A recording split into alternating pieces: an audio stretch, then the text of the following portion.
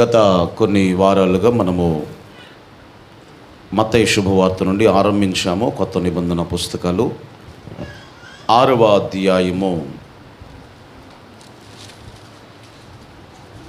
ఈ దినము మన ధ్యానము నిమిత్తమై మత్తయి శుభవార్త 6వ అధ్యాయము 19వ వచనముల నుండి చివరి వరకు రాయబడినటువంటి కొన్ని విషయాలు మనము ధ్యానం చేసుకోబోతూ ఉన్నాం. ఈ 6వ అధ్యాయంలో 3 విషయాల గురించి గత వారాల్లో మనం నేర్చుకున్నాం. ధర్మకార్యాలు ఎలా చేయకూడదు, ఎలా చేయాలి, తర్వాత ప్రార్థన ఎలా చేయకూడదు, ఎలా చేయాలి అని చెప్పారు. 3వది ఉపవాసం కూడా ఎలా చేయకూడదు, ఎలా చేయాలి అనే విషయాలు తెలియపరిచారు. తర్వాత 19వ వచనం నుండి 34వ వచనం వరకు కూడా భూమి మీద మీ కొరకు మీరు ధనమును కూర్చుకొనవద్దు. మీరు దాదాపుగా 6వ అధ్యాయంలో 21వ వచనం నుండి మీరు చూస్తే అన్నీ వద్దు వద్దు వద్దు అనే మాట మీకు కనబడుద్ది. 21వ వచనంలో నరహత్య చేయవద్దు, తర్వాత 27వ వచనంలో వ్యభిచరించవద్దు, 33వ వచనంలో ప్రమాణం చేయవద్దు, తర్వాత 38 నుండి మీరు చదువుకుంటే నీ పొరుగు వారిని ద్వేషింపవద్దు. ఆ తర్వాత 6వ అధ్యాయంలో ధర్మకార్యాలు చేసేటప్పుడు వేషధారుల వలె ఉండొద్దు, తర్వాత ప్రార్థన చేయనప్పుడు వేషధారుల వలె ఉండొద్దు, ఉపవాసం చేయనప్పుడు వేషధారుల వలె ఉండొద్దు. 19వ వచనంలో భూమి మీద మీ కొరకు ధనము కూర్చుకొనవద్దు. 7వ అధ్యాయం కూడా మీరు చూస్తే తీర్పు తీర్చవద్దు. అంటే ఇట్లాంటివన్నీ కూడా వద్దు వద్దు అనేది, అంటే మనం ఏం చేయకూడదు అనేది ప్రభు ముందు చెప్పి తర్వాత మనం ఎలా చేయాలి ఆ కార్యాన్ని అనేది యేసుక్రీస్తు వారు జ్ఞాపకం చేస్తూ ఉన్నారు. ఈ 19వ అధ్యాయములో ధనము పట్ల ఒక క్రైస్తవుని యొక్క వైఖరి ఎలా ఉండాలి ఆ విషయాన్ని ప్రభు వారు మనకు జ్ఞాపకం చేస్తున్నారు. డబ్బు పట్ల, లేకపోతే సంపాదన పట్ల, ఈ లోకంలో ఉన్నటువంటి ధనధాన్యాదుల పట్ల మనిషి యొక్క వైఖరి, లేదా క్రీస్తును నమ్మినటువంటి క్రైస్తవుని యొక్క వైఖరి ఎలా ఉండాలో స్పష్టంగా ప్రభు అయినటువంటి యేసుక్రీస్తు వారు ఈ భాగంలో మనకు జ్ఞాపకం చేస్తూ ఉన్నారు. 19వ వచనంలో రాయబడిన మాట, భూమి మీద మీ కొరకు ధనమును మీరు కూర్చుకొనవద్దు. ఇక్కడ చిమ్మెటయు తుప్పును తినివేయును, దొంగలు కన్నము వేసి దొంగిలెదరు, కానీ పరలోకమందు మీ కొరకు ధనమును కూర్చుకొనుడి. అచ్చట చిమ్మెటయైనను తుప్పైనను దానిని తినివేయదో, దొంగలు కన్నము వేసి అక్కడ దొంగిలరు. జాగ్రత్తగా గమనించండి. భూమి మీద మీ కొరకు ధనమును కూర్చుకొనవద్దు అనే మాట ఇక్కడ రాయబడి ఉన్నది. దీనిని జాగ్రత్తగా మనం ఆలోచన చేస్తే ధనాన్ని కూర్చుకోవడం తప్ప అంటే కాదు. ఎందుకంటే పిల్లలు కానీ లేకపోతే కుటుంబం కానీ ఉంటుంది కాబట్టి, మనం బ్రతకడానికి ధనం అనేది అవసరం కాబట్టి ధనాన్ని కూర్చుకోవడం తప్పు కాదు. యేసయ్య ఇక్కడ ఏ ప్రాసెస్లో చెప్పాడు అంటే, ధనం అనేది ఏదైతే ఉందో, ధనము అధికమైనప్పుడు దేవుని మీద కంటే ఎక్కువగా ధనం మీద ఆధారపడేటువంటి ప్రమాదం ఉంది. ఇంకా మీకు చెప్పాలి అంటే, మీకు అర్థం కావడానికి 2 వ్యక్తులు ఉన్నారు. ఒకడేమో పూర్తిగా బేదవాడు, ఏమీ లేనటువంటి బేదవాడు. ఒక ఆయనేమో ఎక్కువ ఆస్తి కలిగినటువంటి ధనవంతుడు, కోటీశ్వరుడు అనుకుందాం. వీళ్ళిద్దరిలో ఎక్కువగా దేవుని మీద ఎవరు ఆధారపడతారు చెప్పండి? ఎక్కువగా దేవుని మీద ఎవరు ఆధారపడతారంటే బీదవాడు ఆధారపడతాడు.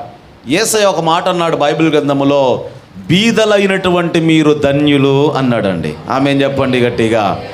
ఇప్పుడు ధనవంతుల్ని ధన్యులు అంటారు ఎవడైనా, లేదా కోటీశ్వరులని ధన్యులు అంటారు. కానీ యేసయ్య ఏమన్నాడు అంటే, బీదలైనటువంటి మీరు ధన్యులు అని ప్రభు మాట్లాడుతున్నాడు.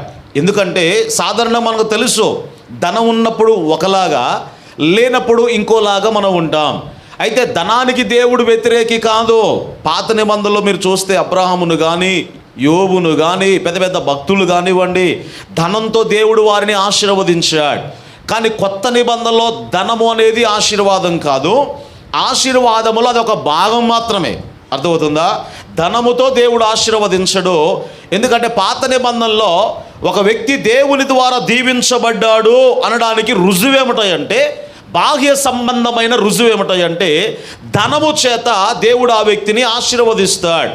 కాబట్టి యోబు లాంటి ధనవంతుడు కానీ, అబ్రహాము ధనవంతుడు కానీ, లేకపోతే దావీదు కానివ్వండి, సొలొమోను కానివ్వండి, వీళ్ళందరినీ కూడా ధనము చేత దేవుడు వారిని ఆశీర్వదించాడు. కానీ కొత్త నిబంధన సంఘాన్ని మీరు చూస్తే యేసయ్యను నమ్మినటువంటి శిష్యులందరూ కూడా వారు ఎలా జీవించారు అంటే నిరాడంబరంగా జీవించారు, మన గురువుగారైన యేసయ్యతో సహా. కాబట్టి అవసరము అనుకుంటే దేవుడు వాటిని ఇస్తాడు. ఈ అధ్యాయములోని చివరి లైన్లో మీరు చూస్తే మొదట నా నీతిని, నా రాజ్యాన్ని మీరు వెదకండి, అటు తర్వాత అవన్నీ కూడా మీకు అనుగ్రహింపబడును. కానీ ఇంగ్లీష్ బైబిల్ మీరు చూస్తే భలే ఉంటుందండి, అవన్నీ మీకు యాడ్ అవుతాయి. ఏవి? భూ సంబంధమైనవి ఏవైతే ఉన్నాయో ముందు నన్ను మీరు వెదిగితే భూ సంబంధమైనవి కూడా దానికి మీకు యాడ్ అవుతాయి అని ప్రభు స్పష్టంగా మాట్లాడుతున్నాడు. ధనానికి దేవుడు వ్యతిరేకం కాదు. కానీ బైబిల్ ఏముంది అక్కడ కింద వచ్చిన వాళ్ళు మీరు చదువుకుంటే ధనం ఎక్కడ ఉంటుందో నీ మనస్సు కూడా అక్కడే ఉంటుంది, నీ మనస్సు కూడా అక్కడే ఉంటుంది. కాబట్టి దేవుని వదిలేసేటువంటి ప్రమాదం ఉంది. అందుకొరకు ఒక భక్తుడు ఏమని ప్రార్థన చేశాడు అంటే, దేవా నన్ను మరీ ధనవంతుడిగా చేయవద్దు, ఎందుకంటే ధనం ఎక్కువైపోతే దేవుడెవడు, ఆడెవడు, ఈడెవడు అని ఒక అహంకారముతో గర్వంతో జీవిస్తానేమో, అంత నాకు అక్కర్లేదు అన్నాడు. మరీ లేనివాడిగా, దరిద్రుడిగా, ఆకలితో అలమటించిపోయేటట్లుగా చేయొద్దయ్యా, ఎందుకంటే ఆకలి అయినప్పుడు ఒకవేళ నేను దూషిస్తానేమో, నాకు తృప్తిగా సరిపోను ఉంటే చాలు అన్నాడు. ఆమేన్ చెప్పండి గట్టిగా. కనుక ప్రభునందు ఆత్మీయులరా, దేవుడు ధనాన్ని ఇవ్వగలడు, కానీ దాన్ని పొందుకున్న తర్వాత ఆత్మీయతను వదిలేసేటువంటి ప్రమాదం ఉంది. దేవుని సన్నిధికి దూరమైపోయేటువంటి అవకాశం ఉంది. ఆ విషయాన్ని మనం అందరము కూడా గ్రహించాలి. పాత నిబంధనలో మీరు చూస్తే ప్రసంగి గ్రంథంలో సొలొమోను జ్ఞాని ఒక మాట అన్నాడు. 5వ అధ్యాయములో 10వ వచనముల నుండి దేవుని వాక్యాన్ని మనం చదువుకుందాం. ప్రసంగి గ్రంథము 5వ అధ్యాయము 10వ వచనముల నుండి మనం చదువుకుంటే వ్రాయబడిన మాట, ధనమును లేదా ద్రవ్యమును అపేక్షించువాడు ఆ డబ్బు చేత, ఆ ధనము చేత తృప్తి నొందడు.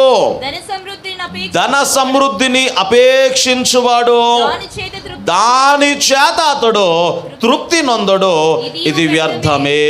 అంటే డబ్బు విషయంలో మానవుడు ఎలా ఉంటాడు అంటే తృప్తి అనేది ఉండదు. మీరు అనుకుంటారేమో ఈ రాసిన వ్యక్తి మరి ధనం కలిగిన వాడా అంటే చాలా పెద్ద కోటీశ్వరుడైన, ఎక్కువ బంగారం, ఎక్కువ ఆస్తి కలిగిన వాడు. ఎంత ఆస్తి కలిగిన వాడు అంటే బంగారముతోనే ఈ డాలు, ఈ కవచాలంటారు చూసారా, యుద్ధం చేసే దాని ఏమంటారు, డిఫెండ్ చేసేది ఏమంటారు అన్న, కవచమేనా? ఈ డాలు కానీ కవచాలు ఏవైతే ఉన్నాయో బంగారంతో చేయించాడు ఆయన. ఎవరు? సొలొమోను. అంతగా దేవుడు ధనవృద్ధి కలగజేశాడు. కానీ అన్నీ ఉన్నా కూడా అంత ధనవంతుడు ఏం చెప్పదలుచుకున్నాడు అంటే తృప్తి ఉండదు. ఆ విషయంలో మానవునికి ఎంత సంపాదించుకున్నా ఇంకా కావాలి, ఇంకా కావాలి, ఇంకా చేయాలి అంటే మానవునికి ఆ విషయంలో తృప్తి అనేది ఉండదు. ఇది కూడా వ్యర్థమే అని సొలొమోను జ్ఞాని స్పష్టంగా మాట్లాడుతున్నాడు. అంటే ధనం విషయంలో దేవుడు చెప్పదలుచుకుంది ఏమిటంటే, ఒక మాట అన్నాడు కదా, ఒంటే సూది వెజ్జములైన దూరుద్యము కానీ ధనాపేక్ష కలిగిన వాడు లేదా ధనవంతుడు పరలోక రాజ్యములో ప్రవేశించుట దుర్లభము అన్నాడు. సూది వెజ్జం ఎంత ఉంటుందండి? అందులో దారం ఎక్కించడానికి పావుగంట పట్టుదు మనకు, అవునా కదా? మరి ఒంటె దూరుద్ది అందులో. ఇప్పుడు యేసయ్య ఏమన్నాడు, ఒంటన్న దూరుద్దేమో కానీ అందులో ధనాపేక్ష కలిగిన వాడు దేవుని రాజ్యములో ప్రవేశించుట దుర్లభము అన్నాడు. కాబట్టి ధనానికి దేవుడు వ్యతిరేకి కాదు, ధనాపేక్ష ఉంది. చూసారా, కొంతమంది ధనం కలిగినప్పుడు ఏం చేస్తారంటే ధనాన్ని ఆధారం చేసుకుంటారు. మీకు అర్థం కావడానికి ప్రపంచ ప్రఖ్యాతిగాంచినటువంటి ఒక డాన్సర్, ఆయన చనిపోయాడు. ఆయన పేరు ఏమిటంటే మైకేల్ జాక్సన్. ఎంతమందికి తెలుసు? ఎంతమంది తెలుసు ఆయన? చూసారా? సరే, మామూలుగా అంటే యూట్యూబ్లో అట్లా మనం చూస్తూ ఉంటాం కదా. మైకేల్ జాక్సన్ ఈయన ఏం చేశాడు అంటే తన జీవితంలో ఒక ఎయిమ్ పెట్టుకున్నాడు, ఒక గోల్ పెట్టుకున్నాడు. ఏంటి ఆ గోల్ అంటే కనీసం నేను 150 సంవత్సరాలు బ్రతకాలి అని గోల్ పెట్టుకున్నాడు. ఎన్ని సంవత్సరాలు? 150 సంవత్సరాలు. అలా బ్రతకడానికి మీకు విషయం తెలుసా, ఎంత కోటీశ్వరుడు ఆయన అంటే నెల నెల కొన్ని కోట్ల రూపాయలు జీతం ఇస్తున్నాడు ఆయన. చాలామందిని పోషిస్తూ ఉన్నాడు. ఎందుకొరకు వాళ్ళకి ఇవ్వాలి అంటే, ఇప్పుడు ఉదాహరణకు ఆయన ఏదైనా తాగి ఒకవేళ కిడ్నీలు పాడైపోయాయి అనుకోండి, 2 కిడ్నీలు ఇవ్వడానికి ఒకడికి జీతం ఇచ్చి ఆయన పోషిస్తాడు. ఒకవేళ కళ్ళు మందగించి కళ్ళకి ఏదైనా అయిందనుకోండి, కళ్ళు కూడా ఇవ్వడానికి ఇంకొకడికి జీతం. గుండె ఒకవేళ పాడైందనుకోండి, ఆయన గుండె తీసి ఈయనకి ఇవ్వడానికి ఒకడికి జీతం. ఒకడు ప్రాణం పోగొట్టుకోవాలంటే ఎన్ని కోట్ల రూపాయలు వాడికి జీతం ఇవ్వాలి? ఏమంటే మీకు అర్థమవుతుందా? అంటే ఏంటి, ఈయన రెడీగా పెట్టుకున్నాడు. ఇంకో విషయం తెలుసా, బ్లడ్ గ్రూప్ అంటూ చూసారా? ఈయన బ్లడ్ గ్రూప్ ఏదైతే ఉందో ఆడెప్పుడు పక్కనే ఉంటాడు. యాక్సిడెంట్ అయినా ఏదైనా అయినా వెంటనే ఆయన రక్తం ఈయనకు ఎక్కించడానికి. అట్లాగనే కొన్ని లక్షల రూపాయల జీతం ఇచ్చి వారిని పోషిస్తున్నాడు నెల నెల. ఈయన చుట్టూ ఎవరుంటారో తెలుసా? డాక్టర్స్ ఎవరో తెలుసా? ఆర్ఎంపీ డాక్టర్లు కాదు, ప్రపంచ ప్రఖ్యాతిగాంచినటువంటి డాక్టర్లు ఉంటారండి. మరి ఎన్ని కోట్ల రూపాయలు నెల నెల జీతాలుగా వాళ్ళకి ఇస్తున్నాడు అంటే ఆయన ఏమేంటి, నేను 150 సంవత్సరాలు బ్రతకాలి. బహుశా నాకు తెలిసి అయితే వాళ్ళు రోజు ప్రార్థన చేసుకుంటారేమో దేవుడికి, అయ్యా వీడి గుండె తొందరగా పాడవకూడదు, వీడి కిడ్నీలో తొందరగా ఫెయిల్ అయిపోకూడదు, వీడు ఆరోగ్యంగా ఉండాలి అని వాళ్ళు బహుశా ప్రార్థన చేసుకుంటారేమో. ఎప్పుడు దానికి ఉందో తెలియదు, కానీ వీళ్ళు ఏం చేయాలి, ఇవ్వాలి, వాళ్ళకి జీతం ఇస్తాడు. ఇంకోటి ఏంటంటే, కరోనా టైంలో ఆక్సిజన్ దొరకలే మనకు, చాలామందికి కొన్ని లక్షలు ఖర్చు పెట్టారు చాలామంది. కానీ ఈయన పడుకునే బెడ్ ఉంటుంది చూసారా, ఆ బెడ్లో నుండి ఆక్సిజన్ వస్తాడు ఈయనకు. అంత కాస్ట్లీ లైఫ్లో ఆయన ఉన్నాడు, అంత కాస్ట్లీ జీవితాన్ని జీవించాడు. 150 సంవత్సరాలు బ్రతకాలి అంటే డబ్బును ఆధారం చేసుకున్నాడు, ఆ తర్వాత పేరు ప్రఖ్యాతులను ఆధారం చేసుకున్నాడు. ఎలాగైనా నేను బ్రతకగలను అని అనుకున్నాడు. మనమేనయో పచ్చడి మెతుకులో ఏదో ఒకటి తిని 70-80 సంవత్సరాలు బతుకుతున్నాము. 49 సంవత్సరాలకి తెచ్చాడు ఆయన. ఎన్ని సంవత్సరాలు? 150 సంవత్సరాలు బ్రతకాలి అనుకున్నాడు. అంత డబ్బు చివరికి మరణ పడకలో ఉన్నప్పుడు జబ్బు వచ్చి ఆ మంచం మీద పడుకుంటే, ఆ బెడ్ మీద ప్రపంచ ప్రఖ్యాతిగాంచినటువంటి డాక్టర్లందరూ కూడా ఆయన మంచం చుట్టూ ఉన్నాడండి. ఆయన చివరి దశలో ఏం చేశాడు అంటే, 2 చేతులు దండం పెట్టి ఏడ్చాడట, నన్ను బ్రతికించండిరా, ఎన్ని కోట్లైనా మీకు ఇస్తాను, ఎన్ని కోట్లైనా ఇస్తాను, నన్ను బ్రతికించండి అని దండం పెట్టి వేడుకున్నాడట. కానీ బ్రతికించగలిగిన డాక్టర్ ఎవడు కూడా లేడు. బైబిల్ అదే చెప్తా ఉంది, ఆపద్దినమందు ఆస్తి అక్కరకు రాదు. ఆమేన్ చెప్పండి గట్టిగా. డబ్బు అవసరమే, డబ్బును వాడుకోవాలి అవసరాలను బట్టి. యేసయ్య కూడా అవసరాల కొరకు డబ్బును వాడుకున్నాడు. యేసయ్యను చూసి మనం ఏమి నేర్చుకోవాలి అంటే, మనుషులను ప్రేమించాడు, డబ్బును ప్రేమించలా. ఎవరిని? ధనాన్ని ప్రేమించలేదు ఆయన, మనుషులను ప్రేమించాడు, ధనాన్ని వాడుకున్నాడు. మళ్ళీ చెప్తున్నా, మనుషులను ప్రేమించాడు, ధనాన్ని వాడుకున్నాడు. మనం ఏం చేస్తాము, ధనాన్ని ప్రేమిస్తాము, మనుషులను అవసరాలకు వాడుకుంటాం. మళ్ళీ చెప్తున్నా, యేసయ్యేమో డబ్బును వాడుకున్నాడు, మనుషులను ఆయన ప్రేమించాడు. మనం ఏం చేస్తాము, మనుషులను అవసరానికి వాడుకుంటాము, ధనాన్నేమో ప్రేమిస్తాము, దానికి భిన్నంగా మనం చేస్తాము.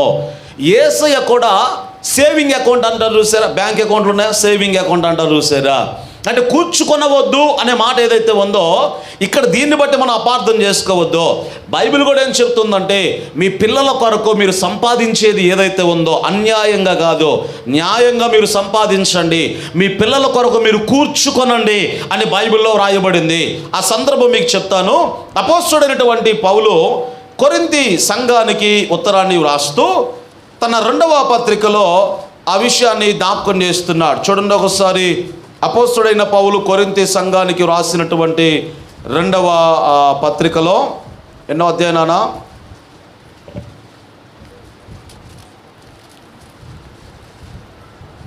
నా మొబైల్లో ఉంది రెఫరెన్స్, అది అక్కడ వీడియో పెట్టారు, ఈరోజు చదివారు చూడండి ఒకసారి. 2వ పత్రికలో ఆ మాట రాయబడింది. అక్కడ పిల్లల కొరకు తల్లిదండ్రులైన వారు ఆస్తిని సమకూర్చవలెను కదా అనే మాట లేఖన భాగంలో వ్రాయబడి ఉన్నది. ఆమెన్ చెప్పండి గట్టిగా. ఆ రెఫరెన్స్ నాకు గుర్తులేదు కానీ అది మొబైల్లో నేను స్క్రీన్ షాట్ తీసుకున్నాను. అది రైట్. పొద్దున్న చదివారు కదా, చదివిన వాళ్ళు కూడా గుర్తుండదా అమ్మా? 12వ అధ్యాయమా చూడండి ఒకసారి. 12వ అధ్యాయములో 14వ వచనం. నింబు గుర్తుందా? మరి మీకేమైంది? 12వ అధ్యాయము 14వ వచనంలో, ఇదిగో ఈ 3వసారి మీ యొద్దకు వచ్చుటకు సిద్ధముగా ఉన్నాను, వచ్చినప్పుడు మీకు భారముగా ఉండను. నేను కోరుకునేది ఏమిటంటే మీ సొత్తును కాదు, మిమ్మునే నేను. పౌలు గారు ఎట్లా రాశాడు అంటే, కొరింథీ సంఘము ఎలా ఉన్నారో ఆయనకు తెలుసు, ఆ పరిస్థితులు ఏంటో తెలుసు. నేను వచ్చినప్పుడు మీకు భారంగా ఉండను, 3వసారి కూడా మీ దగ్గర రావాలనుకుంటున్నాను, మీకు భారంగా ఉండను. ఎందుకంటే నేను వచ్చేది కూడా ఏదో మీ డబ్బులు, మీ దశం భాగాలు, లేదా మీ సొత్తును ఆశించి కాదు నేను వచ్చేది. నాకు కావాల్సింది మీ సొత్తు కాదు, మీరే నాకు కావాలి అని మాట్లాడుతూ అక్కడ ఏమన్నాడు అంటే, నేను ఆత్మీయ తండ్రిని అయితే మీరు నాకు ఆత్మీయ పిల్లలు. అయితే పిల్లలు తల్లిదండ్రుల కొరకు కాదు, తల్లిదండ్రులే పిల్లల కొరకు ఆస్తిని కూర్చదగినది కదా అన్నాడు. ఆమెన్ చెప్పండి గట్టిగా. ఎవరు ఆస్తిని కూర్చాలి? తల్లిదండ్రులు. అంటే ఇప్పుడు కూర్చుకోవడం తప్ప అంటే కాదు, పిల్లల కొరకు కూర్చుకోవడం అనేది తప్పు కాదు. సంవత్సరం తర్వాత లేదా 2 సంవత్సరాల తర్వాత పిల్లలకు ఒక భవిష్యత్తును ఇవ్వడానికి వారి కొరకు, పిల్లల కొరకు ధనాన్ని కూర్చుకోవడం తప్పు కాదు. కూర్చుకున్నటువంటి ధనాన్ని ఆధారం చేసుకొని నాకేం పర్వాలేదు ఇంత డబ్బు ఉంది, నాకేం పర్వాలేదు ఇంత ఆస్తి ఉంది అని ధనాన్ని ఆధారం చేసుకుని బ్రతుకుతున్నావు చూసావా, అది తప్పు. దేవుడు ఏం చెప్పాడు అంటే, ఒక పక్క ధనం, ఒక పక్క దేవుడు ఉన్నప్పుడు నువ్వు ఎవరిని ఎక్కువగా ప్రేమిస్తావో, దేని మీద ఎక్కువగా ఆధారపడతావో దానిని దేవుడు దృష్టిలో పెట్టుకొని ఈ మాట చెప్తూ ఉన్నాడు, భూమి మీద మీ కొరకు ధనమును సమకూర్చుకోవద్దు అనే పాట మీరు చదువుకుంటే బైబిల్ గ్రంథంలో యేసుక్రీస్తు వారు కూడా ఇస్కరియోతు యూదా అనబడినటువంటి ఆ వ్యక్తిని ఏం చేశాడు అంటే, ఒక అకౌంటెంట్గా, ఒక ట్రెజరర్గా దేవుడు పెట్టాడు. కోశాధికారి అంటారు చూసారా, కోశాధికారి. ఇక తర్వాత ఇంకో తెలుగు మాట నాకు తెలియదు మరిగా. కోశాధికారి అంటే డబ్బులు లావాదేవీలు చూసే వాళ్ళు ఉంటారు చూసారా, వాళ్ళను కోశాధికారి అంటారు. యేసయ్య శిష్యులలో కోశాధికారి ఎవరయ్య అంటే ఎవరు? ఇస్కరియోతు యూదా. వాడు దొంగని యేసయ్యకు తెలుసా తెలియదా? ఏమండోయ్, యేసయ్యకు తెలుసు. దొంగోడు చేతికే తాళాలు ఇచ్చినట్టుగా దొంగోడు చేతికే సంచి ఇచ్చాడు యేసయ్య, సంచి ఇచ్చాడు యేసయ్య. ఈ సంచి తీసుకున్నాడు. ఇప్పుడు ఏం చేశాడు అంటే, వచ్చేటువంటి డబ్బును ఒక 1000 రూపాయలు వచ్చాయనుకోండి, 500 వీడి జోబులోకి, 500 ఏమో యేసయ్య అకౌంట్లోకి. ఎందుకయ్యా డబ్బు అంటే, ఆయన శిష్యులు సమస్తాన్ని విడిచిపెట్టి వచ్చారు కదా, మరి వారిని చూసుకోవాల్సిన బాధ్యత యేసయ్యదే కదా. వారికి పోషణ అది రేపటి కొరక, వారం కొరక, సంవత్సరం కొరక, అది నాకు తెలియదులే. కానీ యేసయ్యకు కూడా సేవింగ్ అకౌంట్ ఉందండి. ఎవరు ఆ అకౌంటు? ఎవరి దగ్గర ఉన్నాయి అవి?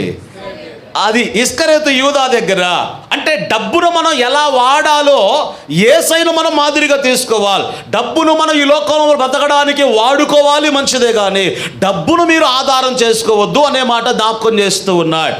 మా ఊరిలో కోమట్లు అండి వారు, సీతయ్య గారు అంటే కొంతమంది తెలిసే ఉంటుంది. ఆయన మరుసటి రోజు ఇక హాస్పిటల్లో జాయిన్ అవుతాడనగా మా ఇంటికి వచ్చాడు. మంచిగా మా ఇంటికి వచ్చాడు, కాసేపు మాట్లాడి చాలాసేపు మాట్లాడి వెళ్ళిపోయాడు. అప్పుడు కరోనా ఫస్ట్ టైంలో, కరోనా వచ్చిన టైంలో కొంచెం అప్పటికే దగ్గుతున్నాడు, కొంచెం జలుబులాగా అట్లా ఉంది. సరే ఇంటికి వచ్చి వెళ్ళిపోయాడు. ఆ తెల్లారే ఈ కరోనా సిమ్టమ్స్ కనబడుతున్నాయని చెప్పేసి, దగ్గు జలుబు ఉంది కదా అని చెప్పి హాస్పిటల్కి తీసుకెళ్ళారండి. హాస్పిటల్కి తీసుకెళ్తే వాళ్ళు ఇంక అదురు పెట్టేది ఎక్కువ వద్దు కదా, వాళ్ళు ఏం చేశారు, అర్జెంటుగా మీరు ఐసీయూలో పెట్టాల్సిందే, లేకపోతే చాలా సీరియస్ అయిపోద్ది అన్నారు.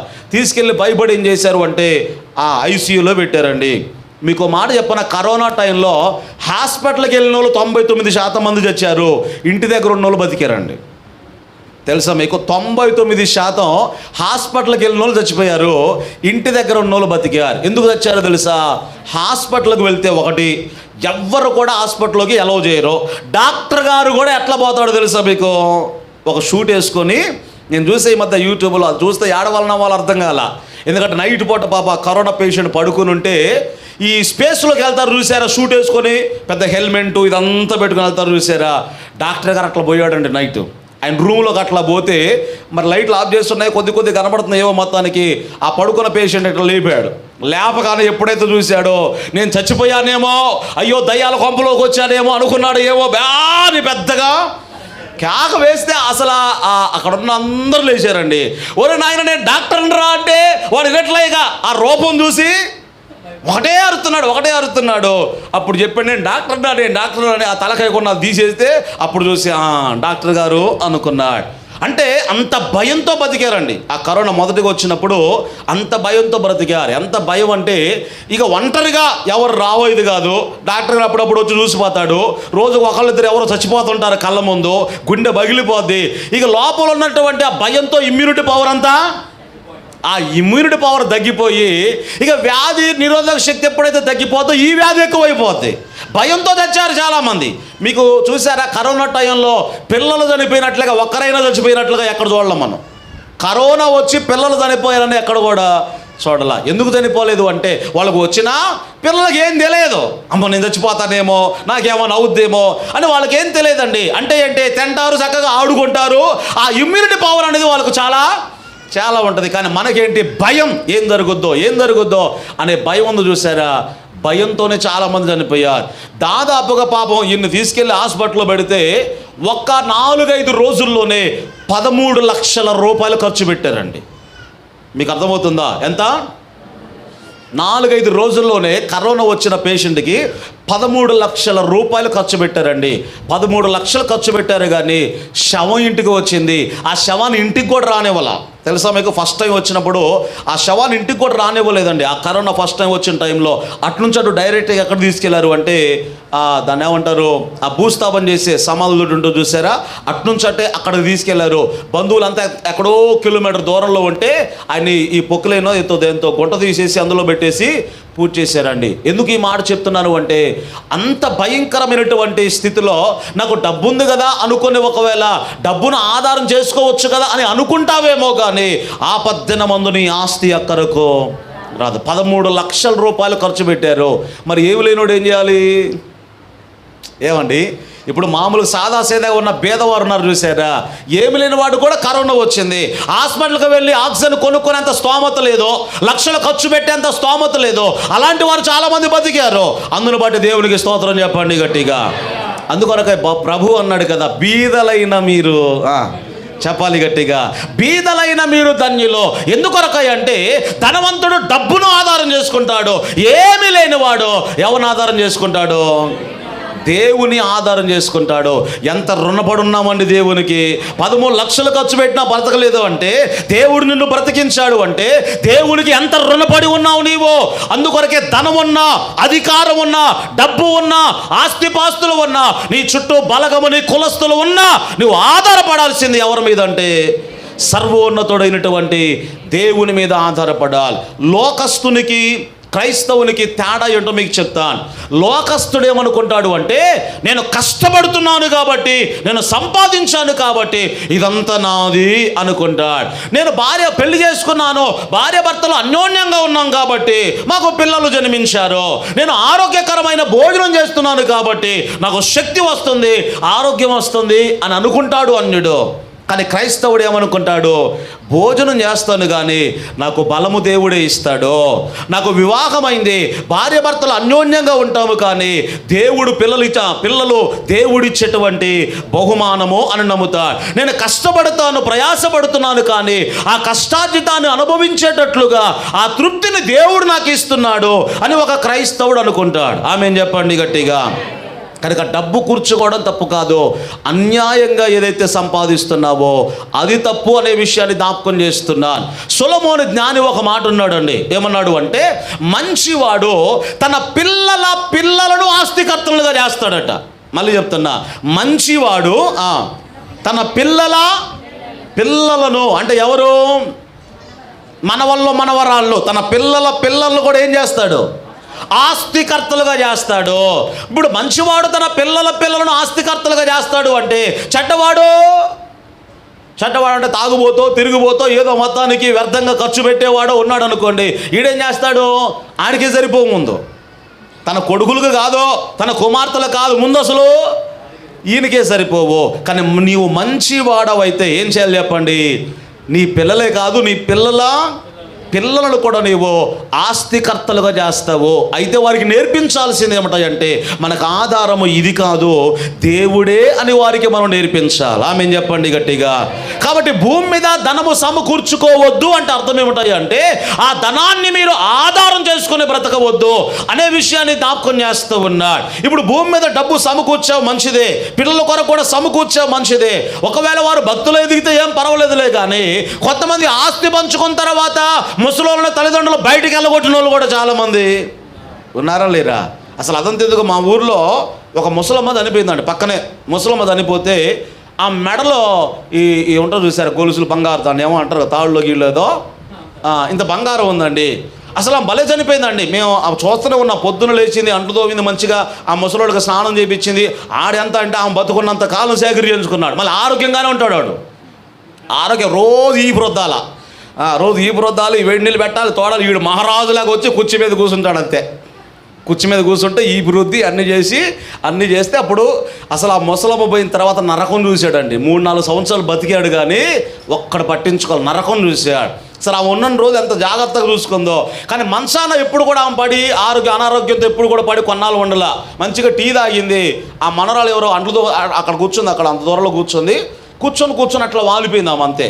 అట్లా వాలిపోయింది. కాసేపటికి మనరాలు వచ్చి ఈమె చనిపోయిందేమో, అమ్మమ్మ చనిపోయిందేమో అని ఇట్లా లేపుతా ఉంటే ఇక లేవట్లా, స్ట్రోక్ వచ్చిందేదో మొత్తానికి చనిపోయిందండి.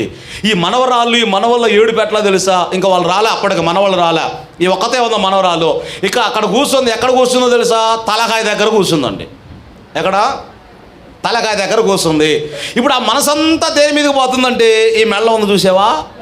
ఎందుకంటే మనవాళ్ళు కూడా ఉన్నారుగా, ఎక్కడలాకి పోతారో మళ్ళీ. కొడుకులు లేరు వాళ్ళకి, ఈ మనవరాళ్ళు ఉన్నారు, మనవాళ్ళు ఉన్నారు. అంటే బిడ్డ కొడుకులు, బిడ్డలు అంటారు చూసారా, వాళ్ళు ఉన్నారండి. కొడుకులు లేరు వాళ్ళకి. ఇక అక్కడ కూర్చొని ఏడుస్తూ ఉంది. అమ్మమ్మో అని ఏడిచింది. కాసేపటికి ఇది మాయమైపోయింది. ఏందది మీకెట్లా తెలుసు గారు అంటే, నా దగ్గరికి వచ్చింది. ఇక దాచిపెట్టండి దీన్ని జాగ్రత్తగా అని చెప్పి నా దగ్గరకు వచ్చి ఇచ్చి ఆ తర్వాత వెళ్ళిపోయింది. ఇప్పుడు గోలంటే తెలుసా, ఈ బంగారం గొలుసు ఏమైంది, శవాన్ని పక్కన పెట్టారు. ఈ గొలుసు ఏమైంది, నువ్వు సంపాదిస్తావు చూసావా, బతుకున్నోళ్ళు దానికోసం కొట్టుకు చేస్తారు చాలామంది. ఇదేమైంది అదేమైంది అన్నట్లుగా.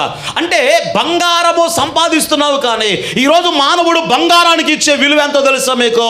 బంగారాన్ని ఎక్కడ పెడతారు మీరు సాధారణంగా? బంగారం ఎక్కడ? బీరువాలోనే ఉంటుందా?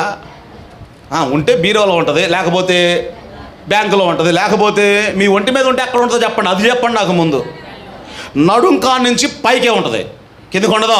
నువ్వు ఎంత కోటీశ్వరుడు అయినా బంగారంతో పట్టీలు చేపిరావు. నాకు తెలిసి అయితే బంగారంతో ఈ ఏళ్ళకి ఏది పెడతారు, ఇట్లా రింగులు, మెట్టలు ఏదో మొత్తానికి ఇది పెడతారు కదా. బంగారంతో చేస్తారా? చెయ్యరు. ఎందుకు చేయరు? అమ్మమ్మో దేవుడు ఏందది, బంగారం అంటే దేవత, దేవుడు. ఇక్కడి నుంచి పైకే ఉండాలి, వడ్డాన కాడి నుంచి అక్కడ మెడలో. ఇక మరీ రాజులకైతే ఏంటి, నెత్తి మీద కిరీటం. అదే ఒకవేళ 10 రూపాయల బిల్ల కానీ 10 రూపాయల కాగితం కానీ కింద పడ్డది అనుకోండి, చెప్పండి, కళ్ళకద్దు కూడా దాపరు కొంతమంది. ఉమ్మని 2 సార్లు ముద్దు పెట్టేసి లేనిపోని రోగాలు వచ్చి చేస్తారు తెలుసా మీకు? ఈ డబ్బు ఒక వ్యభిచారి దగ్గర ఉంటుంది, ఈ డబ్బు ఒక దొంగ దగ్గర ఉంటుంది, ఈ డబ్బు కరువు పని చేసేవాడి దగ్గర ఉంటుంది, ఈ డబ్బు ఎవరో పని చేసేవాళ్ళు ఇంకా ఎక్కడెక్కడెక్కడో తిరిగి వస్తుందండి. వాళ్ళు ఎక్కడెక్కడ పెడతారు ఈ డబ్బులు మనకు తెలియదు తెలుసా. కానీ కింద పడ్డప్పుడు ఏం చేస్తారు? ఉమ్మమ్మని ముద్దు పెట్టి కళ్ళకద్దుకొని, ఎందుకొరకు? డబ్బును దేవుడు చేశారు ఈరోజు మన భారతీయుల్లో ముఖ్యంగా. ఆ మధ్య ఆర్జీవై ఎవరో ఇంటర్వ్యూ ఇస్తూ ఆయన ఏమన్నాడు అంటే, సరే మనం ఇప్పుడు డబ్బుల దేవత ఎక్కడుంది అంటే ప్రపంచ దేశాలన్నింటిలో కూడా మన దేశంలో ఉందండి, ఎక్కడ లేదు. డబ్బుల దేవత ఎక్కడుంది? ఆయన ఏమన్నాడు, ఆయన లాజిక్తో ఏమన్నాడు తెలుసా? డబ్బుల దేవత మన దేశంలో ఉన్నప్పుడు ప్రపంచ దేశాలన్నిటికంటే డబ్బు ఉన్న దేశంలో అగ్రస్థానంలో మన దేశం ఉండాలిగా. ఏమన్నాడు? మన దేశం ఉండాలి కదా. ఇంకో మాట ఏమన్నాడు, సరే ప్రపంచ దేశాలు ఒక్కడే దేవుడిని పూజిస్తారండి, ముస్లింలైనా మనమైనా. మనం ఎంతమందిని పూజిస్తాము అని చెప్పాడు? 330 కోట్ల మంది. మరి ఒక దేవుడు ఉన్న దేశం అగ్రస్థానంలో ఉంటే 333 కోట్ల అంతమంది ఉన్నప్పుడు ఇంకెంత? దేవునికి స్తోత్రం చెప్పండి గట్టిగా. ఇట్లా మనంటే ఏంటి, ఇట్లా ఆయన ఇది ఇంకో ఇట్లా చదువు ఉంది చూసారా, చదువుల తల్లి, చదువుల దేవుడు, దేవత అంటారు చూసారా. ఇప్పుడు చదువుల దేవత మన దేశంలోనే ఉన్నప్పుడు మరి చదువు విషయంలో కూడా ఎంత ఉండాలి? అగ్రస్థానంలో ఉండాలి. కాబట్టి డబ్బు దేవుడు కాదు, డబ్బు ద్వారా మనము దేవుణ్ణి ఆరాధించాలి. చదువు దేవుడు కాదు, చదువు ద్వారా దేవుని మనం ఆరాధించాలి. అంటే ఏదైనా దేవుడు నీకు అనుగ్రహించినప్పుడు దాని ద్వారా దేవుని ఆరాధించాలి. కానీ మనం ఏం చేశాము? మనం సృష్టించుకున్నటువంటి ధనాన్నే ఏం చేశాము? చివరికి దేవుడు చేసేసాము. అమ్మమ్మో డబ్బులు కింద పడితే ముద్దులు పెట్టేసి అట్లా చెప్పేసి, ఇంకా మీకు అర్థం కావడానికి బంగారం మనం నెత్తి మీద పెట్టుకొని చూసుకుంటాం కదా కిరీటంలాగా. కానీ పరలోకం వెళ్ళిన తర్వాత బంగారం స్థానం ఎక్కడో తెలుసా మీకు? కాళ్ళ కింద పెట్టాడు దేవుడు. ఎక్కడ? కాళ్ళ కింద. నువ్వు దేని మీద నడుస్తావో తెలుసా? రోడ్లన్నీ మేలిమి బంగారంతో చేయబడ్డాయి. రోడ్డు మీద నడిచి వెళ్తా ఉంటే బంగారం ఎక్కడుంది? అప్పుడు నాకు తెలిసి బార్లో పడుకుని అమ్మమ్మని ముద్దు పెడతావా రోడ్డు మీద? ఏమండి, అంటే నీ స్థానం ఇప్పుడు ఎక్కడో నెత్తి మీద ఇస్తున్నావు, కానీ పరలోకములో బంగారం యొక్క స్థానము కాళ్ళ కింద పెట్టాడు దేవుడు. దీని అర్థం ఏంటో తెలుసా? ఇక్కడ ఎవరైతే ధనానికి ఆ స్థానం ఇస్తారో వారిదే పరలోక రాజ్యము అని అర్థం. ఆమె చెప్పండి గట్టిగా. మీకు అర్థం? ఇక్కడ నెత్తి మీద పెట్టుకొని చూసేవాడు కొమ్ముమ్మని ముద్ద ఆడుకుంటా అమ్మ దేవుడు దేవుడు దేవత అన్నట్టుగా. ఆ మధ్య ఎవరు అన్నారు, నేను మామూలు డబ్బులు ఏదో అట్లా అట్లా అట్లా ఇస్తే ఎవరు అన్నారు, ఒక ఆయన డబ్బులు ఇసిరేయకూడదు గారు అన్నాడు. ఏం చేయకూడదు? ఎందుకొరకు?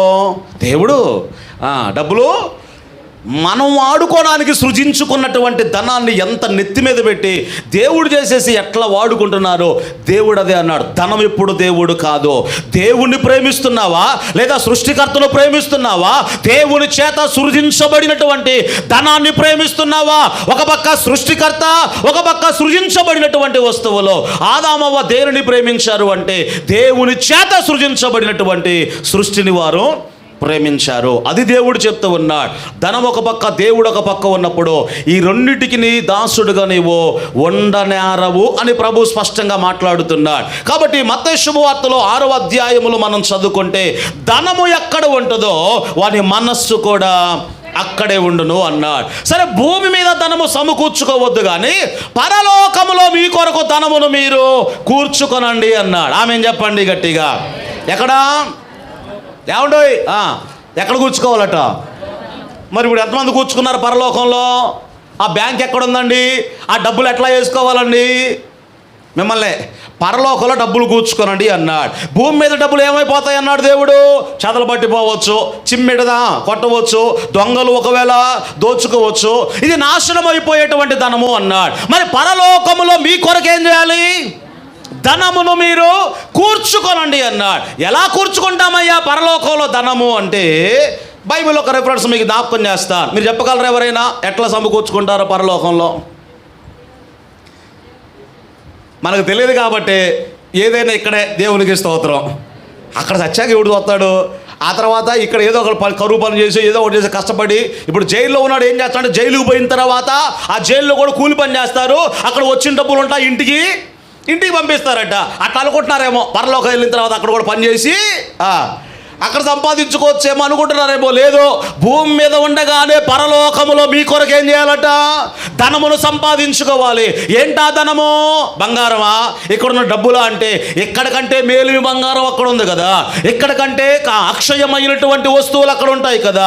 ఇవి నాశనమైపోయే వస్తువులు, అవేమో నాశనము కానటువంటి వస్తువులు. మరి పరలోకంలో ధనాన్ని ఎలా సమకూర్చుకుంటావంటే బైబిల్ ఒక రెఫరెన్స్ మీకు జ్ఞాపకం చేస్తాను, చూడడానికి ప్రయత్నం చేయండి. లూకా శుభవార్తలో నుండి 12వ అధ్యాయం, లూకా శుభవార్త 12వ అధ్యాయము 33, 34 వచనాల్లో నుండి దేవుని వాక్యాన్ని మనం చదువుకుందాం. 12వ అధ్యాయము 33వ వచనము 34వ వచనముల నుండి మనం చదువుకుందాం. మీకు కలిగిన వాటిని, అందరు చూడండి ఒకసారి, మీకు కలిగిన వాటిని అమ్మి ధర్మము చేయుడి. అప్పుడేం జరుగుద్ది? పాతగిలని సంచులను పరలోకమందు అక్షయమైనటువంటి ధనమును మీరు సంపాదించుకొనండి. అక్కడికి దొంగరాడు, చిమ్మెట కూడా కొట్టదు. ఆమె చెప్పండి గట్టిగా. ఏమన్నాడు యేసయ్య? మీరు చెప్పర్లేక. అక్కడ ఏమన్నాడు? మీకు కలిగినది అమ్మి ఏం చేయమన్నాడు? మీరు ఎట్లా చూస్తారు? ఇప్పుడు అన్నీ అమ్మాలా మేము? అమ్మేసి అన్ని బంద్ చేసి దేవునికి స్తోత్రం. దాని అర్థం అది కాదులే, కానీ దేవుడు సమకూర్చుకోమన్నాడు పిల్లలకు, మంచిదే. కానీ ధర్మం చేస్తావు చూసావా, అది కూడా ధర్మం ఎలా చేయాలి ముందే మీకు చెప్పాడు. 6వ అధ్యాయంలో చెప్పాడు కదా, మీరు ధర్మము చేయనప్పుడు కుడి చేత్తో ఇచ్చేది ఎడమ చేతికి తెలియనివ్వకూడదు అన్నాడు చూసారా.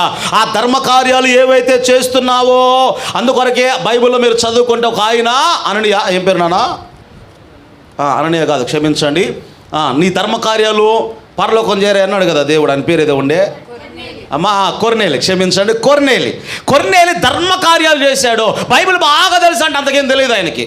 తెలిసిన దాన్ని పాటించాడని, కొద్దిగా తెలుసు అదే పాటించాడు ఆయన. దేవుడు ఏమన్నాడు, కొర్నేలి నీ ధర్మ కార్యములు పరలోకానికి చేరాయి అన్నాడు. ఆమె చెప్పండి గట్టిగా. ప్రార్థనే కాదు, ఏం జరిగిందట, ధర్మ కార్యాలు. ఇప్పుడు చెప్పండి, పరలోకంలో నువ్వు ధనాన్ని సమకూర్చుకోవాలి అంటే ఏకైక మార్గం ఒకటే మార్గం. ఏంటది? ధర్మ కార్యాలు చేస్తే. అది కూడా ఎలా చేయాలి?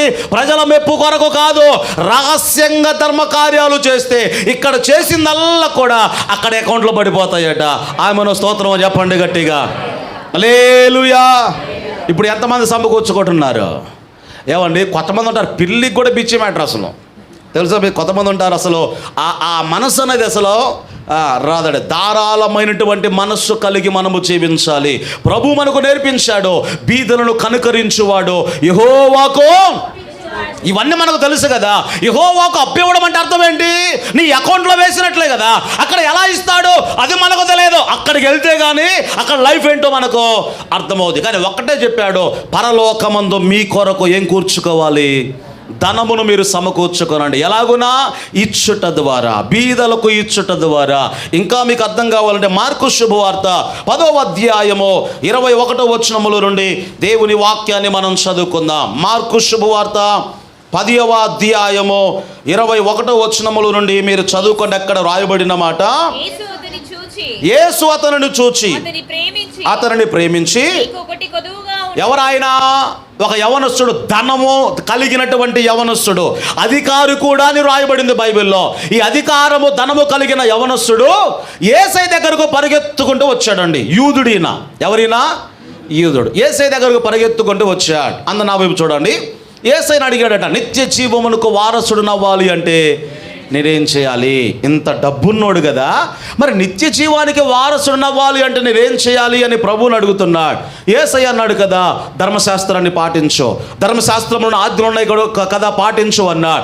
ఏం ఆజ్ఞలయ్యా అంటే నీ పొరుగు వారిని ప్రేమించడం, తర్వాత వ్యభిచరించకూడదు, దొంగిలించకూడదు, నరహత్య చేయకూడదు, ఈ ఆజ్ఞలు ఉన్నాయి కదా ఇవి పాటించు అన్నాడు. అప్పుడు ఆ యవనస్తుడు ఏమన్నాడు అంటే గర్వంగా, అంటే ఏంటి అంటే నేను ఇవన్నీ చిన్నప్పటి నుండి కూడా పాటిస్తున్నానయ్యా అన్నాడు. మీరు అర్థం చేసుకున్నాండి, ఒక్క లోపం లేకుండా ఆజ్ఞలన్నీ పాటిస్తున్నాడు అంటే మరి ఇప్పుడు యేసయ్య ఏం చెప్పాలి?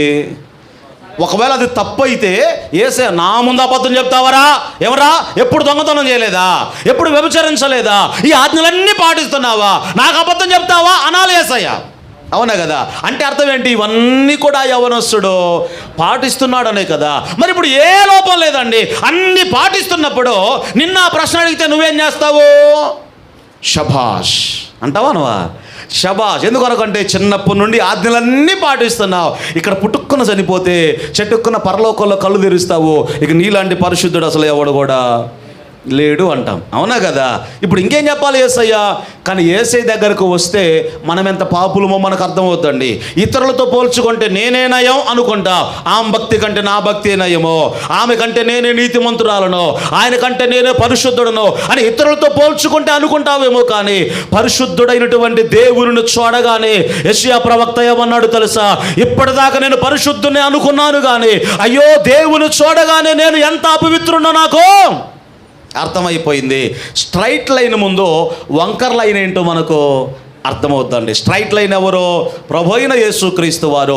ఆయన దగ్గరకు వస్తే నువ్వెంత అపవిత్రుడువో నీకు అర్థమైపోద్ది. కాబట్టి ప్రభునందు ఆత్మీయులరా, ఈ ధనవంతుడు యేసయ్య దగ్గరకు వచ్చాడు. అప్పుడు యేసయ్య అన్నాడు కదా, నీకు ఒకటి కొదువుగా. ఎన్ని ఉన్నాయి కొదువుగా? చెప్పాలి గట్టిగా. మనకి ఎన్ని కొదువుగా ఉన్నాయి? ఎన్నో చెప్పలేం. దేవునికి స్తోత్రం. ఎన్ని కొదువుగా ఉన్నాయి? ఒక్కటేనట. ఆ ఒక్కటి కూడా ఏం చేయమన్నాడు అంటే, డబ్బు అంటే చాలా ఇష్టం అట. ధనం అంటే ఏది మనం ముమ్మని ముద్దార్థం చూసారా, ఇది కూడా అలాంటి వాడే. డబ్బు నెత్తి మీద పెట్టుకొని అట్లా దేవుళ్ళలాగా చూసుకునే వ్యక్తి. అందుకొరకు ఏమన్నాడు, నువ్వు డబ్బును ఎక్కువగా ప్రేమిస్తున్నావురా, నన్ను వెంబడించాలి అంటే ముందు దాని మీద నీకు మనసు చావాలి. అది అమ్మి బేదలకు ఇచ్చేసి వచ్చి నన్ను వెంబడించి నా సేవ చేయి అన్నాడు. అమ్మమ్మ నువ్వు ఏదన్నా చెప్పు కానీ అది మాత్రం అని బైబిల్ మీరు చదువుకోండి. ఏడ్చుకుంటూ పోయాడట అక్కడి నుంచి. ఎందుకు పోయాడు? దానికంటే డబ్బు అనేది చాలా ఇష్టం కదా, వదిలేయలాక వెళ్ళిపోయాడు. కానీ ఒక ఆయన యేసయ్య దొరికితే వదిలేసుకున్నాడని తెలుసా మీకు? ఎవరైనా? జక్కయ్య. ఎవరు చెప్పండి? జక్కయ్య. ఈయనే పెద్ద ధనవంతుడా ఆయనకంటే అనుకుంటారేమో, ఆయనకంటే చాలా ధనవంతుడు అండి. ఎట్లా ధనవంతుడయ్యా అంటే మీకు అర్థం కావడం చెప్తాను. జక్కయ్య ట్యాక్స్ కలెక్టర్. ట్యాక్స్ కలెక్టర్ అంటే సుంకపు గుత్తదారుడు, అంటే పన్ను వసూలు చేసేవాడు. పన్ను అంటే ఈ పన్ను కాదు, ఇంటి పన్ను, పంపు, ఈ బిల్లు ఏదో ఉంటాయి కదా, పంపు ఇంట్లో మన ఊర్లో ఉన్నప్పుడు పన్నులు వసూలు చేస్తారు కదా, ఈ పన్నులు వసూలు చేసేవాడు ఈ జక్కయ్య. ప్రభుత్వం 10 రూపాయలు వసూలు చేయమంటే 20 రూపాయలు వసూలు చేస్తాడు. 10 రూపాయలు ఏం జేబులోకి, 10 రూపాయలేమో గవర్నమెంట్ అకౌంట్లోకి. అంతగా భేదవాడున్నాడు అనుకున్నా. అయ్యా ఈ రోజు లేవయ్యా అంటే, ఇంట్లో లోట ఉందిగా అదమ్మో, లేదా ఆ చెమ్ము ఉందిగా అదమ్మో, లేదా ఆ గిన్నె ఉందిగా అదమ్మో, అది అమ్మాయినా కట్టాల్సిందే. కట్టకపోతే రోమా ప్రభుత్వానికి పితూర్లు చెప్పాడు అనుకోండి, ఏదో ఒకటి అవసరమైతే ఉరి శిక్ష కూడా వేస్తారు అంతే. అందుకొరకే భయపడి ఏం చేస్తారు అంటే అలా కట్టేవారు. ప్రభుత్వ ఉద్యోగి ఒక సుంకపు గుత్తదారుడు. ఈయన ఎలాంటోడో ప్రజలందరికీ తెలుసు అంటే లంచగొండి, ఒక లంచగొండి. ఈయనకు ఒక ఆశ కలిగేది ఏమిటంటే యేసయ్య ఎలా ఉంటాడో చూడాలి. మరి ఎలా కలిగింది ఆశ అంటే, గుడ్డివారికి చూపిస్తున్నాడట, చనిపోయిన వారిని సైతం లేపుతున్నాడట, పక్షవాయువు కలిగిన వారికి ఆ రోగం నయం చేస్తున్నాడట. ఆయన ఎలా ఉంటాడో చూడాలి అనే ఆశ కలిగింది. అందుకొరకు ఏం చేశాడు, జనాభా ఎక్కువగా ఉంటారు కదా, ఈయన పొట్టివాడైనందున చూడడానికి అవకాశం ఉండదు కాబట్టి యేసయ్య ఈ మార్గాన వస్తాడని తెలుసుకొని ఎరుకో మార్గంలో ముందే చెట్టెక్కి కూర్చున్నాడండి. చెట్టెక్కి కూర్చున్నాడు, ఎవరికి తెలియదు.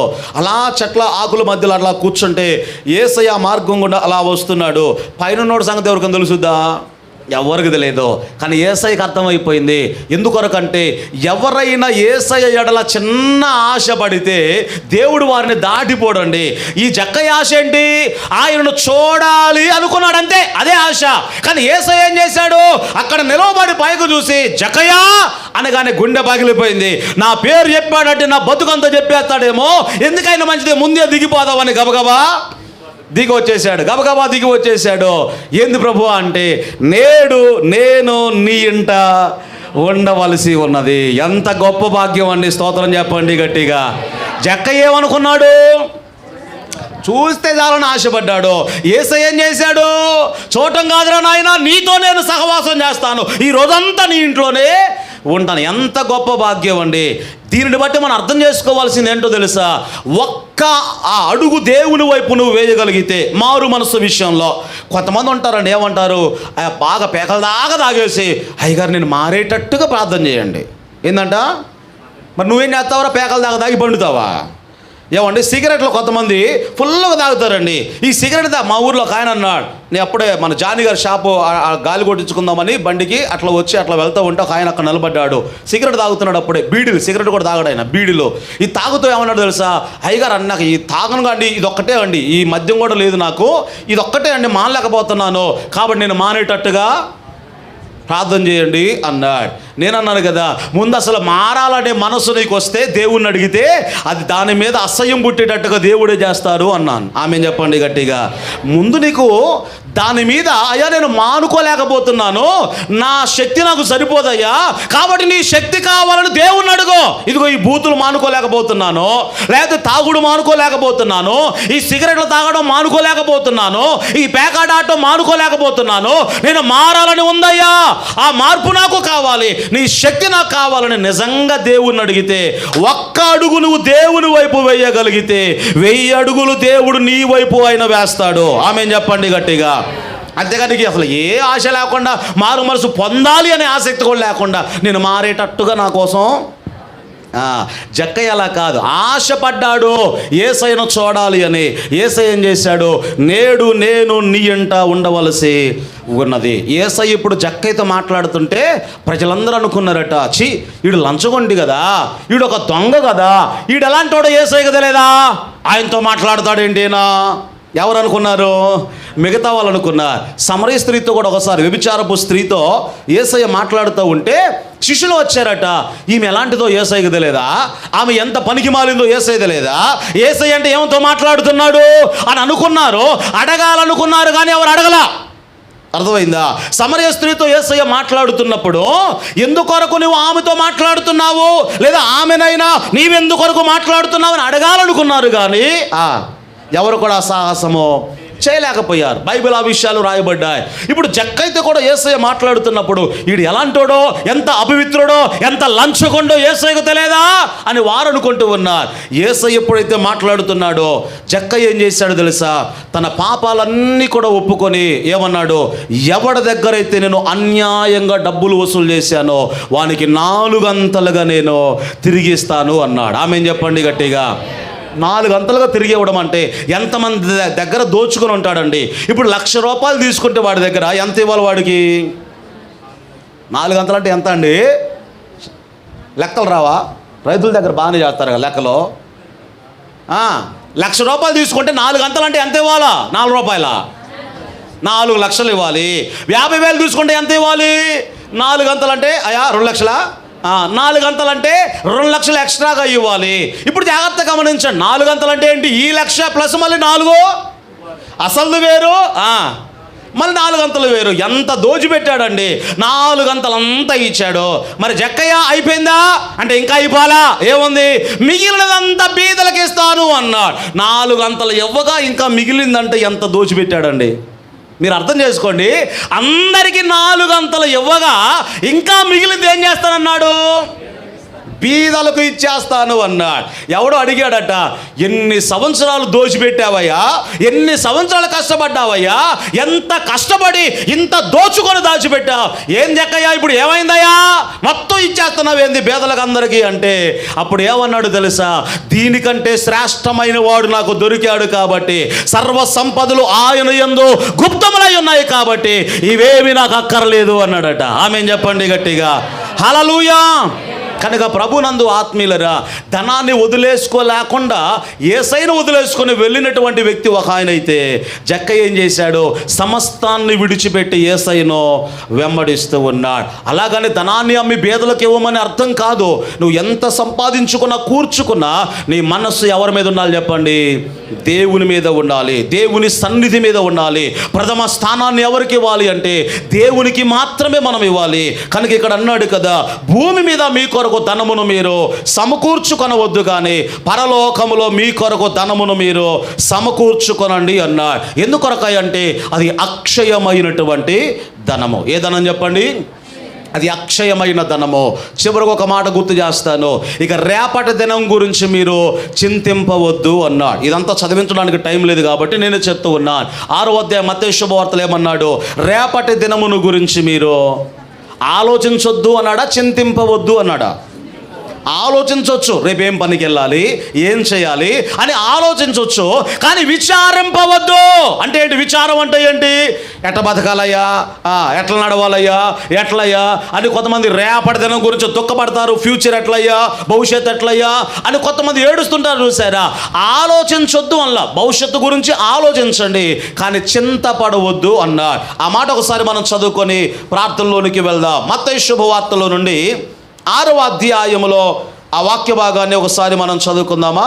మత్తయి శుభవార్త 6వ అధ్యాయము 34వ వచనములో రాయబడిన మాట, రేపటిని గూర్చి చింతింపకుడి, రేపటి దినము దాని సంగతులను గూర్చి అది చింతించును. ఈ మాట మీకు అర్థమైందా? మళ్ళీ చదవండి ఒకసారి. రేపటిని గూర్చి మీరు చింతింపకుడి, రేపటి దినము దాని సంగతులను గూర్చి చింతించును. ఎవరు చింతిస్తారు? అన్న నా వైపు చూడండి. రేపు ఏ వారం నానా? రైట్. సోమవారం రేపు ఎట్లా బతకాలి, ఏం చేయాలి, ఆ విచారం, ఒకవేళ రేపటికి సంబంధించిన విచారాలు, చింతలు ఏమైనా ఉంటే రేపటి గురించి మీరు ఏమి చింతపడనక్కర్లేదు. మీ చింత యావత్తు దేవుని మీద మీరు వేయండి అన్నాడు. ఇదేంటి కష్టపడకుండా పని చేయకుండా కూర్చోమని కాదు, దాని గురించి కాదు. నీకు కొన్ని సమస్యలు ఉంటాయి కదా, రేపు ఎట్లా, ఎల్లుండి ఎట్లా, నా ఫ్యూచర్ ఎట్లా, నా భవిష్యత్తు ఎట్లా అని కొన్ని విచారాలు ఉంటాయి చూసారా. అసలు రేపటిని గురించే మీరు చింతపడవద్దు అన్నాడు. మరి ఎవరు చింతపడతారట? రేపు సోమవారం అనుకుందాం, మీరు ఆ సోమవారం గురించి మీరు చింతపడవద్దు, ఆ సోమవారం గురించి ఆ సోమవారమే చింతపడుద్ది అన్నాడా? ఏమన్నాడు? దాని సంగతి అది చూసుకుంటుందిలే. సోమవారం సంగతి సోమవారం చూసుకుంటుంది, మంగళవారం సంగతి మంగళవారం చూసుకుంటుంది. మీరు ఏ చింత బాధ మీరు పడనక్కర్లేదు అన్నాడు. ఆమెను చెప్పండి గట్టిగా.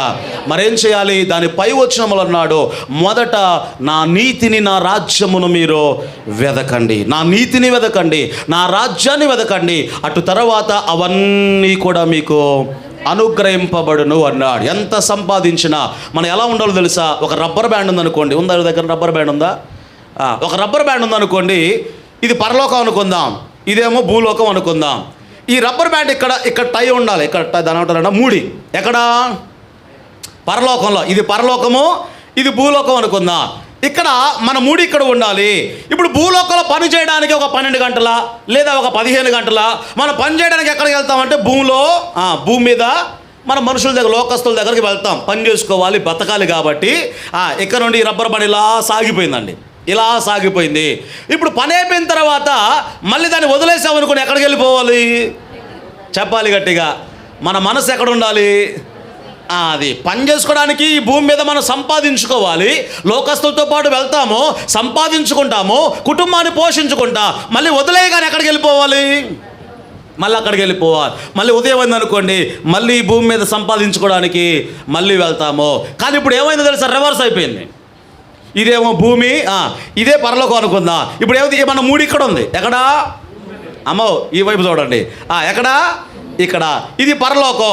ఆదివారం రాగానే ఇలా సాగిపోతాం. ఎక్కడికి? అబ్బో అసలు దేవుడికి స్తోత్రం. మందిరంలోకి వెళ్తే అసలు దేవదూతలట, మందిరంలో ఎట్లా అంటే ఇలా సాగిపోతామండి. ఈ గేటు దాటగానే మళ్ళీ ఎక్కడికో ఇట్లా ఉండకూడదు. ఎలా ఉండాలి? మన ముడి ఇక్కడ ఉండాలి, భూమి మీద పని చేసుకోవాలి, సమకూర్చుకోవాలి. మన మనసంతా ఎక్కడ ఉండాలి చెప్పండి? భవిష్యత్తుని గురించి కూడా ఆలోచించండి, సమకూర్చుకున్నాడు. కానీ రేపే యేసయ్య వస్తాడు అన్నట్లుగా బ్రతకాలట. మరి రేపే యేసయ్య వస్తాడు కాబట్టి ఏం అక్కర్లేదని కూర్చున్నారట. తెస్సలోనిక సంఘస్థులున్నారు చూసారా? రేపే యేసయ్య వస్తే ఇవన్నీ ఎందుకయ్యా అని కూర్చుంటే అట్లా కాదురా నాయన, మీరు కూర్చుకోవాలి, పని చేసుకోవాలి, కష్టపడాలి. కానీ మీ ధ్యాసంతో కూడా దేని మీద ఉండాలి?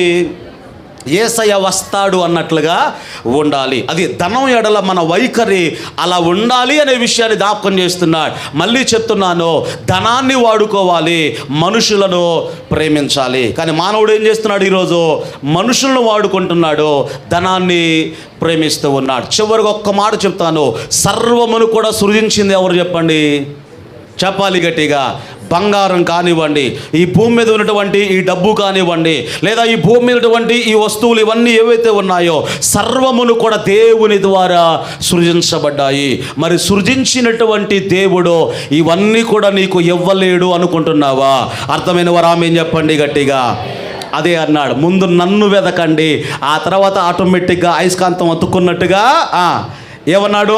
అవన్నీ ఆ తర్వాత మీకు యాడవుతాయి, అవి మీకు అనుగ్రహించబడును. సొలొమోను జ్ఞాని, నీకేం కావాలో కోరుకో అని దేవుడు అడిగితే ఏమన్నాడు?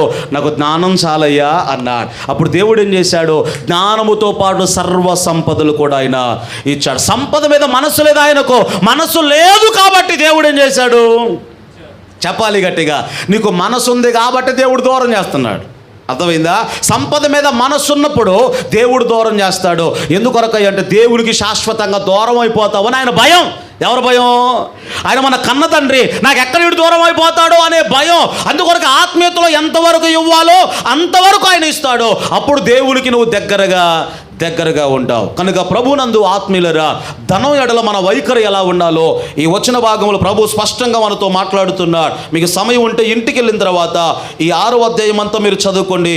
వచ్చే ఆదివారం మనం 7వ అధ్యాయము నుండి ఆరంభించుకుందాం. దేవుని కృప మనందరికీ తోడై నడిపించును గాక.